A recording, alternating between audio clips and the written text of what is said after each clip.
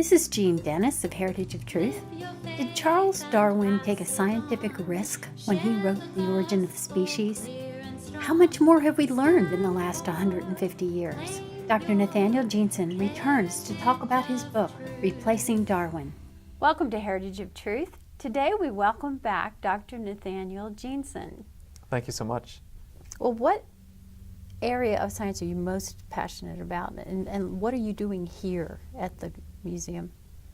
So my focus now is on to me, because I'm biased of course, being a biologist, the most important question, the creation-evolution debate. What started it?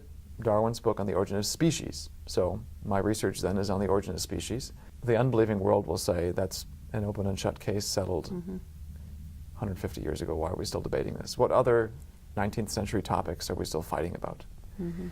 And the answer is surprising on a number of fronts, just from a scientific perspective. One is, this is probably the main reason, from a scientific perspective, why I'm working on this question in particular. What is a species? There's 6 different definitions at least that biologists give, but they all really revolve around a basic concept. They're distinct populations of organisms. Zebras are distinct by their stripes, elephants by their trunks, giraffes by their necks. We recognize species. You know, humans have a set of features that we're a species in a biological sense. Species are defined by their traits, but traits are inherited consistently, or we'd say in a modern scientific sense. The instructions for those traits, for zebra stripes, are inherited consistently. Zebras produce zebras. Elephants produce elephants. It's a kindergarten observation, but it's a really profound one, because what that means then is traits are defined by genetics. Genetics is the control of inheritance and of development. So Darwin wants to know the origin of species. To know the origin of species, you have to know the origin of the traits that define those species. You want to know the origin of zebras, you've got to know the origin of stripes. If you want to know the origin of elephants, you have to know the origin of tusks and of trunks and so forth. And to know the origin of traits, you have to know the origin of the genetic sequences encoding them.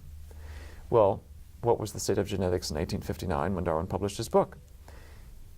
You can go online, because his whole book is online for free, and Google or do a search function for genetics, and you won't find it in his book. If you go to the end of chapter 5, the summary section, he says, our ignorance of the laws of variation is profound.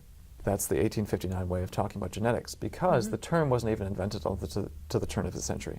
So most genetics textbooks begin with Gregor Mendel's observations in pea plants and yellow seeds and green seeds and so forth. That's 1865, 1866, 6 years or so after Darwin publishes his work. Mendel's work was lost for 30 years and rediscovered early 1900s. And that's when the term genetics was invented. And Mendel's principles were connected to cellular structures called chromosomes. Well, chromosomes are made up of protein and DNA, and that was a debate for many decades, not resolved until 1953, when the structure of DNA is resolved, and that finally satisfies many of the outstanding questions. Okay, it's DNA that's the substance of heredity. So 100 years after Darwin, the scientific community finally recognizes, oh, this is where we should be looking for the answer. And of course, then it's another several decades leading up to the present, where we finally now are beginning to have the actual DNA sequence, the genetic information in hand for a handful of species, not the 1.6 million species that are alive today. We're just beginning to scratch the surface there. All that to say, what this means is Darwin took a massive scientific risk when he wrote The Origin of Species. And there's been no one on this planet who's had the data to directly answer that until now. So it's really exciting to be working on this, because now for the first time we can scientifically answer this question. He tried to use indirect data to argue for his hypothesis, and part of my job is to show why that didn't work scientifically. And part of my job is to say, well, what is the real answer now? And published a number of papers. I'm writing a book that's coming out this fall, Replacing Darwin, the New Origin of Species, because I think now we have a good handle, a good answer that doesn't just rebut Darwin. It'll do plenty of that. But I think we've come so far now that we have these genetic data, roles are reversed. And now we're in the driver's seat, and they're playing defense. I feel like we've played defense for many years, because Scripture says this, well, evolution says this, and 97% of the scientific community follows that, and so why do you Christians believe that? Now we have to defend it. I feel like now the science, of course, they're not going to accept it because there's spiritual issues at play as well, but hopefully that'll change. Now I think we've got data that's going to be really hard for them to rebut. It meets the challenges and all their favorite fallbacks of the last 50 years. And I think totally reverses roles. And I've written it for a non-creationist in hopes that it'll be a giveaway book. Okay, good. I'm told authors always write for themselves. Yes, you have a target audience, but you do it for yourself. And so in this case, I wrote the book that I wish I had as an undergraduate, to be able to say, hey, classmate, you need to read this. Good. You're an evolutionist. You need to suspend your belief until you've read this and wrestled with these data. Well, where can people find out about that book? We'll be advertising. So it'll be on answersingenesis.org? On our answersingenesis.org website. I've met with the publicity team here, the marketing team here, as well as with the publisher, New Leaf Publishing Group or Master Books. Okay. And we're hoping then to begin to engage these opponents to make people aware, to hit those people who are not part of our camp. It's an attempt then to reach outside Right. our supporters, to reach out to those who are disagreeing with us and say, let's start this discussion.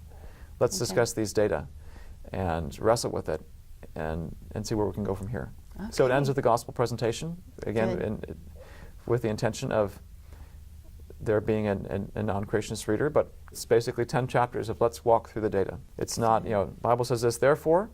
It's also not, let me prove to you the existence of God. It's, here's the data. Here's what you'd expect to find from the Bible. Here's what evolution says. Let's compare the testable predictions. Let's see what falls out. Here's unanswered questions by both sides. But let's just walk through it scientifically and see where it goes, which I think it goes towards the young earth creationist view. Part of what I show as well in the book is just the limitations of science and why it's not advisable for anyone to be going, science says this, despite the evolutionist practice for many years. Science is really a poor way to know the world, but I think what we do know from science now is a strong confirmation of what the Scripture says. And then the last chapter goes through, hey, all of you know, if this was just a debate about dry scientific facts, we wouldn't be sitting here today. This is a much deeper debate. It touches our deepest viscera, it touches at the spiritual elements. Let's discuss those too. So why don't you tell us a little bit more about Replacing Darwin? Yes, and how people could use the book. Yeah. Maybe the first thing is a little bit of a negative, what it's not. So it's not the answers book. It's not written for someone to easily be able to find, what's the answer to this question?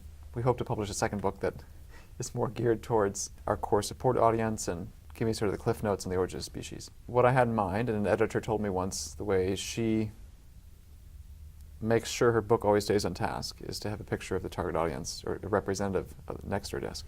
And I learned that the hard way because this book has taken several years and several re-outlines of it basically, because what happened early on was I'd write for this audience and then subconsciously I'd start to think of this audience over here and the outline would shift, and anyway, it was very frustrating until I finally taped to my monitor a picture of the several type of people I'm trying to reach. These people, really 3 or 4 groups I had in mind. One is, let's say, an advanced high school or college student.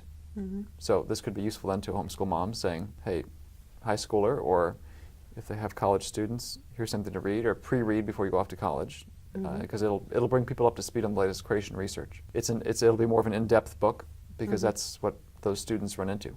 They're going to hear specific, intimidating, complex scientific challenges that needs to have equally intimidating, not for the student, but hopefully for the professor, set of rebuttals and answers. So that's part of the book, but beyond that, I'm assuming the audience here is not a Christian creationist student.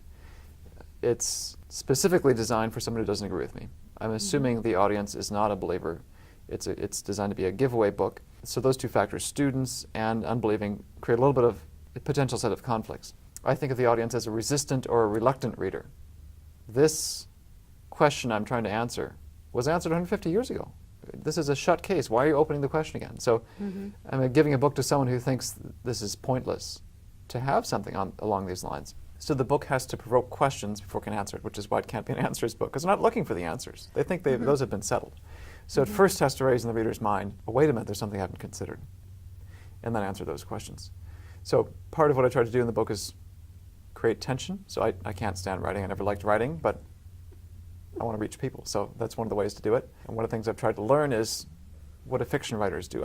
I've experienced it. I've watched movies, and there's ways. I've watched NOVA programs. I remember watching one about, is there a mountain that's taller than Everest? And they find a way in the first 5 minutes to get you hooked, and you just can't leave your seat until they answer the question, or don't, and leave you hanging at the end of the next 55 minutes. So I thought, is there some way I could do that to get the reader hooked in? This is not your average creationist book. No, you haven't heard this before. And what you thought you heard in class and took for granted, you need to rethink. So that's part of what I've tried to do, and it's kind of the opposite of being a scientist. You're always supposed to show what you have and show the full data and be completely transparent, and then then I'll figure out what I think the data means.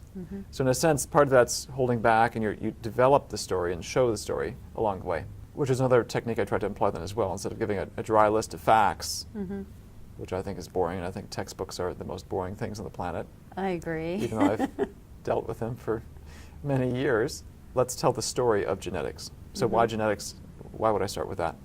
So we've got the question of how do you pique the reader's interest? How do you get them to stop and reconsider what is part of their worldview, an essential component of their education, in their minds, a shut case, why should we reopen it? One of the ways I do this then, and this raises another question why genetics is so important, is that's really the key. Most people don't know, I don't hear the evolutionists talking about this, and you can see why in a moment, that Darwin took a risk.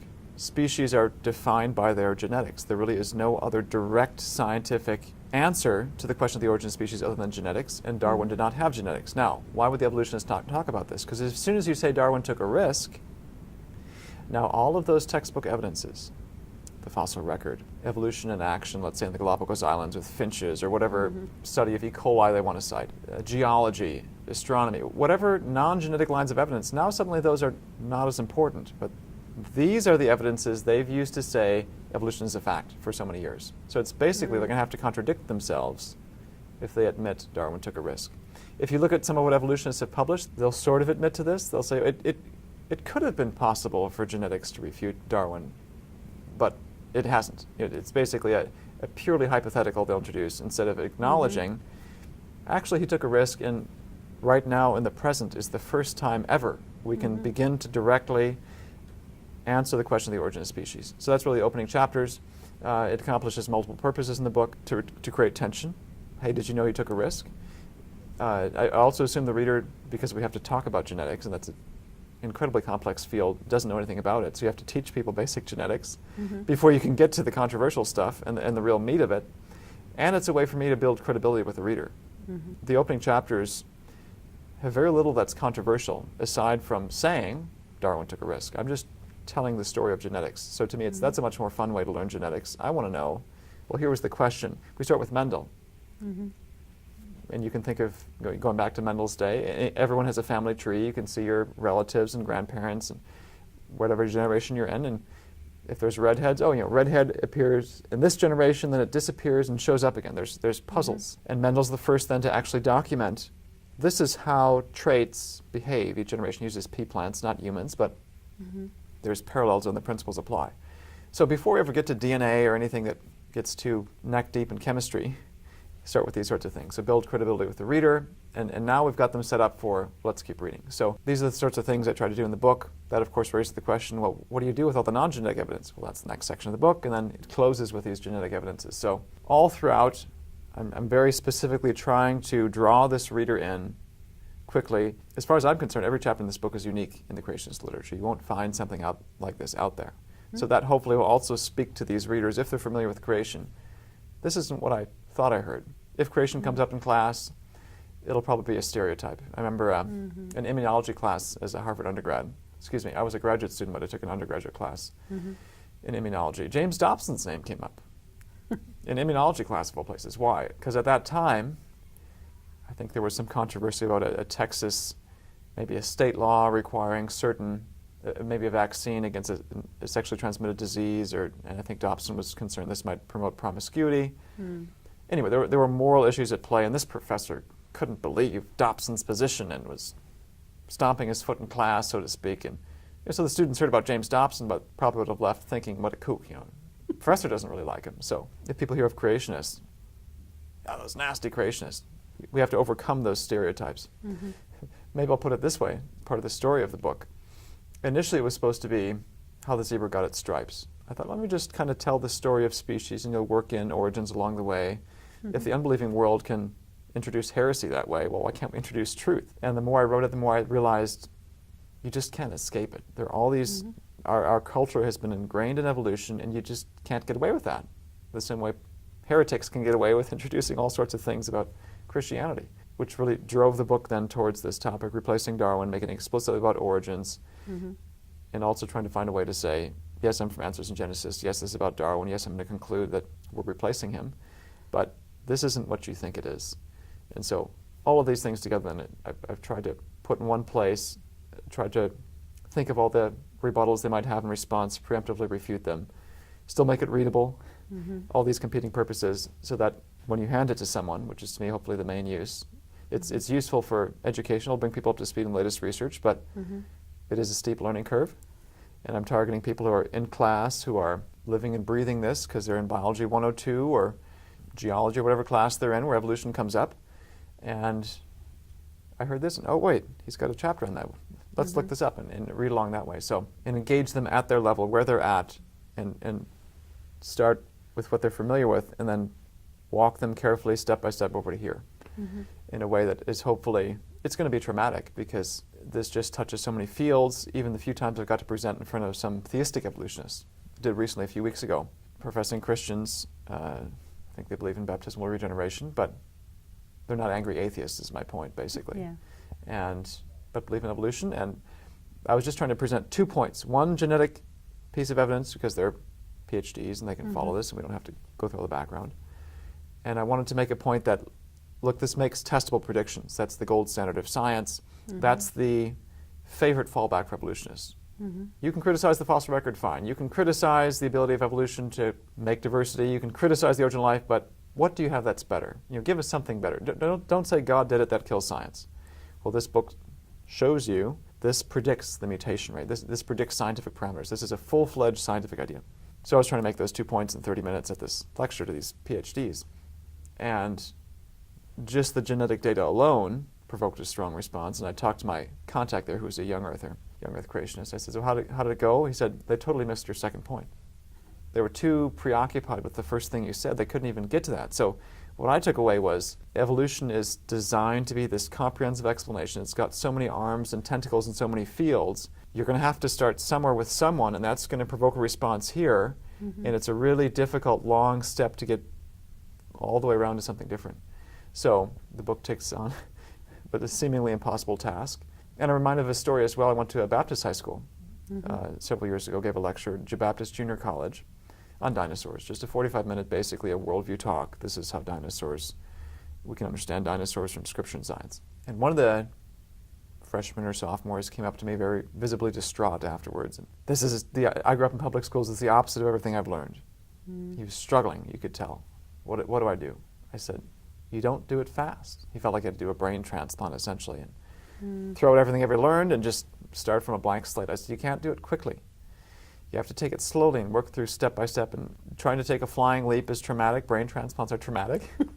And I don't recommend them. So work through this slowly. There's a lot of education. So there's a lesson for parents. If you're sending kids to public schools, these are the effects. I mean, from what I could tell, he was happy to be at a Baptist college, happy to be called a Christian, happy to profess faith and believe the Bible, but simply being in a public school had so ingrained his thinking that to be confronted with a fairly simple, basic explanation for a favorite topic, dinosaurs, was so traumatic for him. It was just really tough. That's not something I'd necessarily expect. You grew up in a good Christian home, and I just say dinosaurs, and they walked with man, and boom, this is now, what do I do? To me, that's really sad. Yeah. And I hope he spent time working through the issues slowly, but these are the challenges we face in our day with the educational system that we have that doesn't let any conservative biblical theology in. And this is what we're up against, and this is why I wrote the book, hopefully to try to stem that tide and move it the other direction. The book is, to me, just one piece of a bigger puzzle, and what I like to tell people is we're a parachurch organization, but we're here to equip the church. And I had a lady in my office recently who works in one of the national parks. And I spent a couple hours with her. Oh, thanks for your time. I said, no, this is an investment. You're on the front lines reaching people we'll never have access to. Kids in the church who are in public schools go to college. They have access to people we'll never have access to because we're kicked out of the classroom. So if there's some way I can help people who want to help their unsafe friends, this is a huge encouragement to me. And I think the way it should be done, I was thinking of a meeting I had with the publisher's publicity group as well. They were excited about the book and how can we promote it and get the attention of the atheists and get people outside our camp talking about this. And one of the people said, my brother went off to Christian college, and this gentleman was talking to me, who was younger than me. He went off to Christian college, majored in philosophy at Rectum. Now he's an atheist, he said, so this book is for him. And that almost got me choked up, just because that's to me why this book exists for people like him to say, I know someone who's close to me, and he's straight, he's left, he needs to read this. And if that can happen, then this is successful from my perspective. Definitely. Thank you again for being our guest. Thank you so much. It's a real pleasure, and any way we can help the church reach the world is a real encouragement to me. So thank you very much. Thanks for what you do, and I'm glad to be a part of it. Share the